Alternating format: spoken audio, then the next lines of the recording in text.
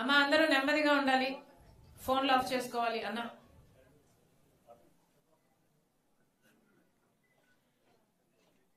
ఇటీవల కాలంలో మనం అందరం చూసాం, పార్లమెంటులో నిండు సభలో అమిత్ షా గారు సాక్షాత్తు హోమ్ అఫేర్స్ మినిస్టర్ అంబేద్కర్ గారి గురించి ఎంత హేళన చేసి మాట్లాడారో చూశాం. ఒకసారి మళ్ళీ మీకు జ్ఞాపకం చేయడానికి ఎల్ఈడీలో ఒకసారి ప్లే చేస్తాం. प्ले చేయండి అమ్మా. अगर भगवान का लेते तो 7 जन्मों तक स्वर्ग मिल जाता, तो अच्छी बात है। मान्यवर, अभी एक फैशन होगा, अभी एक फैशन होगा है आम्बेडकर आम्बेडकर आम्बेडकर आम्बेडकर आम्बेडकर आम्बेडकर। इतना नाम अगर भगवान का लेते तो 7 जन्मों तक स्वर्ग मिल जाता, तो अच्छी बात है। मान्यवर, अभी एक फैशन होगा, अभी एक फैशन होगा है आम्बेडकर आम्बेडकर आम्बेडकर आम्बेडकर आम्बेडकर आम्बेडकर। इतना नाम अगर भगवान का लेते तो 7 जन्मों तक स्वर्ग मिल जाता, तो अच्छी बात है। मान्यवर, अभी एक फैशन होगा, గమనించాలి. अभी అంబేద్కర్ అంబేద్కర్ అంబేద్కర్ అని మాట్లాడడం ఫ్యాషన్ అయిపోయింది అని అమిత్ షా గారు స్వయంగా అంటం జరిగింది. దానికి అందరూ బీజేపీ ఎంపీలందరూ నవ్వటం జరిగింది. ఇది అంబేద్కర్ గారిని హేళన చేయడం కాకపోతే ఏమిటి అని కాంగ్రెస్ పార్టీ ప్రశ్నిస్తుంది. అంబేద్కర్ గారి గురించి మాట్లాడితేనే మీకు అంత తట్టుకోలేకపోతున్నారే, కాంగ్రెస్ పార్టీ అంబేద్కర్ గారి జపం చేస్తుంది అన్నట్టు మీరు మాట్లాడుతున్నారే. అసలు అంబేద్కర్ గారి జపం కాంగ్రెస్ పార్టీ ఎందుకు చేయకూడదు అని అడుగుతున్నాం. కాంగ్రెస్ పార్టీ అంబేద్కర్ గారిని రాజ్యాంగం రాసే టీంకి అధ్యక్షుడిగా పెట్టి ఆయన రాసిన రాజ్యాంగాన్ని ఆమోదించింది కాంగ్రెస్ పార్టీ. అంబేద్కర్ గారు రాసిన రాజ్యాంగమే ఈరోజు మన దేశంలోని ప్రజాస్వామ్యాన్ని కాపాడుతుంది. అంబేద్కర్ రాసిన రాజ్యాంగమే ఈరోజు మన దేశంలోని ప్రతి ఒక్కరికి, అడల్ట్గా ఉన్న ప్రతి ఒక్కరికి ఓటు హక్కునిస్తుంది. అంబేద్కర్ గారు రాసిన రాజ్యాంగమే ఈరోజు ఇన్ని భిన్న మతాలు, కులాలు, భాషలు ఉన్న భారతదేశాన్ని ఒక్కటిగా ఉంచేది ఆ రాజ్యాంగమే. ప్రభుత్వ విధానాలు ఎలా ఉండాలి, రాష్ట్రమైనా ఒక కేంద్రమైనా ఎలా ఫంక్షన్ అవ్వాలి, ఇలాంటివన్నీ చెప్పింది అంబేద్కర్ గారు రాసిన రాజ్యాంగమే. ఈరోజు ఈ దేశంలో ప్రతి ఒక్కరూ సమానంగా, స్వేచ్ఛగా, సగౌరవంగా బతుకుతున్నారు అంటే దానికి కారణం అంబేద్కర్ గారు రాసిన రాజ్యాంగమే. మరి అలాంటి అంబేద్కర్ గారి గురించి మేము జపం చేస్తే మాత్రం తప్పేంటి, మీరు ఎందుకు జపం చేయటం లేదు, మీరెందుకు మాట్లాడడం లేదు అని కాంగ్రెస్ పార్టీ ప్రశ్నిస్తుంది. ఈరోజు అంబేద్కర్ గారు గురించి మాట్లాడితేనే మీకు అంత తట్టుకోలేకపోతున్నారే, మీరు రాజ్యాంగాన్ని కాపాడతారని కానీ, రిజర్వేషన్లు మీరు ఇంకా బ్రతికిస్తారని కానీ సామాన్య ప్రజలు ఎలా నమ్మాలి? అంబేద్కర్ గారంటే ఎవరండి? అంబేద్కర్ గారంటే బడుగు బలహీన వర్గాల వాళ్ళ జీవితాలలో వెలుగులు నింపినవాడు. అంటరానితనం ఈరోజు మన దేశంలో లేదు అంటే దానికి కారణం అంబేద్కర్ లాంటి నాయకులు. ఈరోజు ప్రపంచమే భారత రాజ్యాంగాన్ని ఇంత గౌరవిస్తుంది అంటే దానికి కారణం అంబేద్కర్ గారు.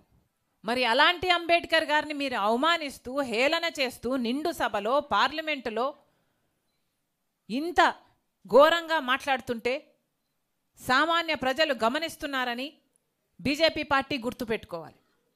బీజేపీ పార్టీ ఇంత హేళన చేస్తుంటే రాష్ట్రానికి చెందిన అధికారంలో ఉన్న చంద్రబాబు గారి పార్టీ టీడీపీ కానీ, జనసేన కానీ, అంతకుముందు అధికారంలో ఉన్న వైసీపీ పార్టీ కానీ ఒక్కరైనా మాట్లాడారా అండి? ఒక్కరైనా గొంతెత్తారా? మన రాష్ట్రంలో దళితులు లేరా? మన రాష్ట్రంలో ఎస్సీలు లేరా? మన రాష్ట్రంలో బీసీలు లేరా? వాళ్ళు ఓట్లేస్తే కదా వీళ్ళు అధికారంలోకి వచ్చింది.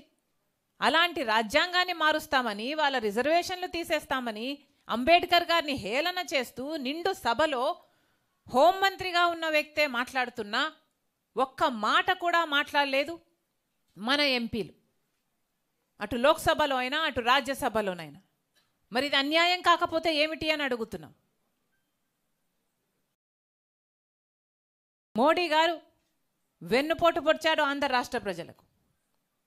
ప్రత్యేక హోదా ఇస్తాము అని చెప్పి 10 సంవత్సరాలు ఇస్తామని మోడీ గారు స్వయంగా మాటిచ్చి ఆంధ్ర రాష్ట్ర ప్రజలను మోసం చేశారు. అలాంటి వాళ్ళను ఎత్తి పట్టుకున్నారు ఈరోజు. అలాంటి వాళ్ళతో పొత్తులు పెట్టుకున్నారు ఈరోజు టీడీపీ అయినా జనసేన అయినా. ఇది ఎక్కడి న్యాయం అని అడుగుతున్నాం.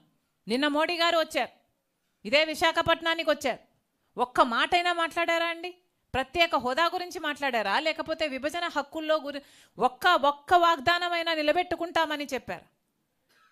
ఉత్తరాంధ్ర రాయలసీమకు స్పెషల్ ఎకనామిక్ ప్యాకేజు మన హక్కు, ఒక్క మాటైనా మాట్లాడారా?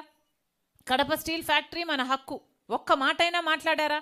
మన బిడ్డలకు ఉద్యోగాలు 2 కోట్లు ఇస్తామన్నారు సంవత్సరానికి, మన బిడ్డలకు 1 లక్ష కూడా ఇవ్వలేదు. ఒక్క మాటైనా మాట్లాడారా? విశాఖ స్టీలును కాపాడుతాము, విశాఖ స్టీలు ఆంధ్ర రాష్ట్రానికి చాలా ముఖ్యము అని ఒక్క మాటైనా, ఒక్క అష్యూరెన్స్ అయినా ఇచ్చారా? అలాంటి వాళ్ళ గురించి ఎంతో గొప్పలు చెప్తున్నారు ఈరోజు టీడీపీ జనసేన వాళ్ళు. వైసీపీ ఏం తక్కువ తినలేదు. జగన్మోహన్ రెడ్డి గారు ఒక పక్క టీడీపీ సక్రమ సంబంధం పెట్టుకుంటే జగన్మోహన్ రెడ్డి గారు అక్రమ సంబంధం పెట్టుకున్నారు అదే బీజేపీ పార్టీతో. ఈరోజు జగన్మోహన్ రెడ్డి గారిని ప్రశ్నిస్తున్నాం. మోడీ గారు మన రాష్ట్రానికి వచ్చారు, ఒక్క మాట ప్రత్యేక హోదా గురించి మాట్లాడలేదు, విశాఖ స్టీల్ గురించి ఒక్క మాట అష్యూరెన్స్ ఇచ్చిపోలేదు. మరి ఎందుకు ఊరుకున్నారు అని అడుగుతున్నాం. ఎంతమంది దళితులు మీకు ఓట్లేశారు? మీకు గొప్పగా చెప్పుకుంటున్నారు కదా మీకు పర్సంటేజ్ వచ్చింది, ఎంత పర్సంటేజ్ వచ్చింది అని. వాళ్ళలో దళితులు లేరా? ఎస్టీలు లేరా? బీసీలు లేరా? వాళ్ళు ఓట్లేస్తే కదా మీకు ఆ మాత్రమైనా వచ్చింది. మరి ఓట్లు వేయించుకొని కూడా రాజశేఖర రెడ్డి గారి వారసుడు అయ్యుండి కూడా అదే బీజేపీ పార్టీతో ఎందుకు అక్రమ సంబంధం పెట్టుకున్నారని అడుగుతున్నాం. ఈ రోజు వరకు కూడా అక్రమ సంబంధం కొనసాగుతూనే ఉంది కదా. రాజశేఖర రెడ్డి గారు ప్రతి సందర్భంలోనూ బీజేపీ పార్టీని వ్యతిరేకించిన వాళ్ళు.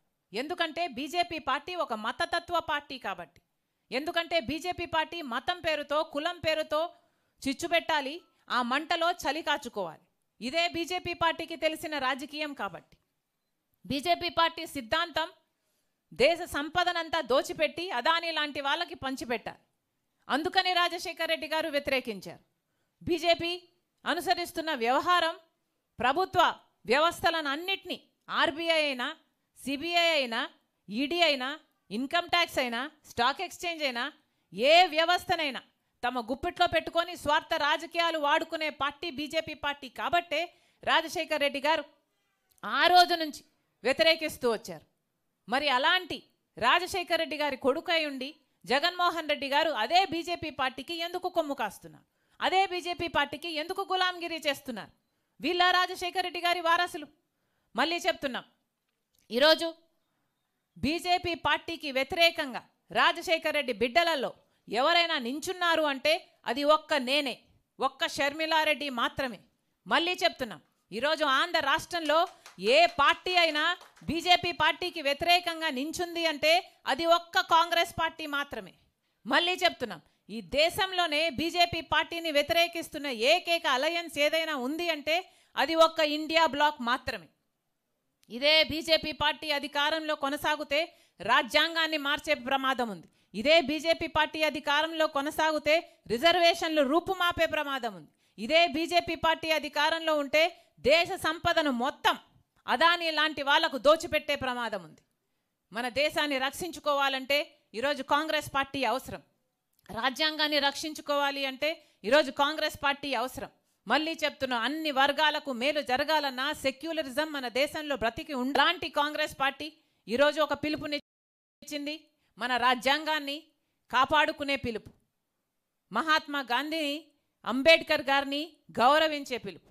అందుకే చెప్తున్నాం, మళ్ళీ ఒకసారి డిమాండ్ చేస్తుంది కాంగ్రెస్ పార్టీ, ఇంత ఘోరంగా అంబేద్కర్ గారిని అవమానించిన బీజేపీ అయినా, అమిత్ షా అయినా,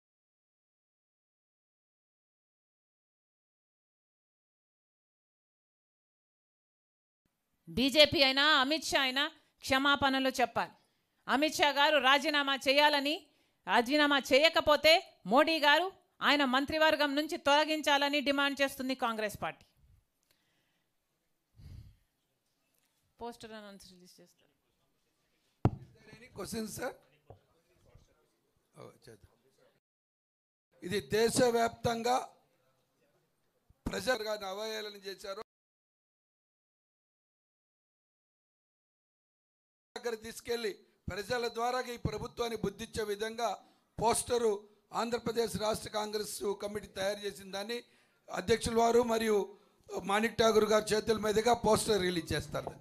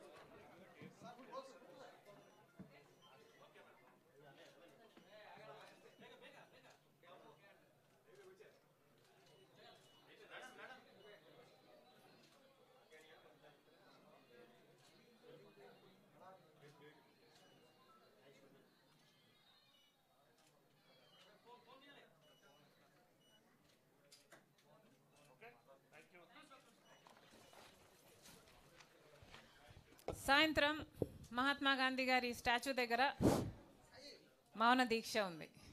అందరూ అటెండ్ అవ్వాలని మళ్ళీ కోరుతున్నాం. Thank you guys. Thank you. Happy Sankranti.